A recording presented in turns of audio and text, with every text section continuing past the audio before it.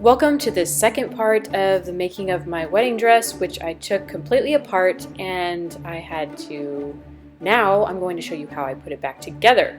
So starting off, I actually decided to put the overlay back on top of the bodice. However, I realized I had too much going on. I gathered too much before, so I had to take it all off and regather it so it didn't look so puffy in the chest. And I did it in the front and the back, but I only did one layer this time. And I did apply the same principle of pressing it down, and see my previous video if you want to know how I did that to make sure all the gathers were completely flat around the bodice. Also, I forgot to mention that I did actually have to do a lot of alterations to the bodice because it was not fitting right. So I did take all of that apart, I just did not video it here. So, and there I have it back together. And the next step is I had to start working on tacking it down. I didn't fully tack down the other dress. So I just wanted to make sure that I eliminated anything that made it look extra puffy. So here you can see I'm actually using the needle to go up and down in really tiny stitches so you can't see what is going on with the stitches, because we don't want the stitches to show in those pleats or gathers, whatever you call them. So yeah, I did really large stitches to go underneath, and then I did a little tiny one to come up and down, and you can't even see the stitches on the dress. So it's all completely flat. And so here I'm actually reattaching the bodice to the skirt. I took all the layers out from underneath the skirt.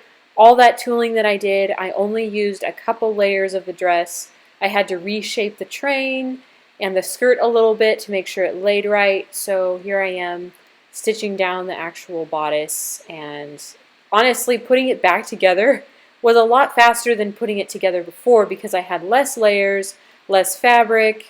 It just seemed a little bit easier, which was a huge blessing because I was a little bit stressed out.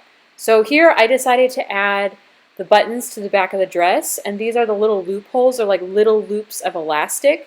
So that keeps them nice and straight in line when I put them over the buttons. It is a little bit complicated to put them on with the wedding dress on to button it up, but it's so worth it because it's so beautiful once it's all finished. So here I'm stitching down the elastic and getting ready to prep it so I can actually put the zipper in, because you have to put that in before you put the zipper in. So here I'm stitching the zipper down, which took a little bit of detail. I had to take it in and out a couple times to make sure it fit right. But I'm skipping all that so you don't have to get stressed out like I did. So here's the other side, stitching down the zipper still, and that seemed to finally work out pretty good. And I did a top stitching on each side of the zipper just to make sure that the zipper stayed down and there was no puffing in the back. I really want it to be clean and crisp in the back. So here you can see you zip it up, or I zipped it up, and I still need to add the buttons, but there's the little loopholes. Those go up and around the buttons. And that is actually, once all the buttons are in, that's how it will look right there. So the next step would be, after hand stitching the bodice down on the inside, everything's enclosed, I decided to add the lace.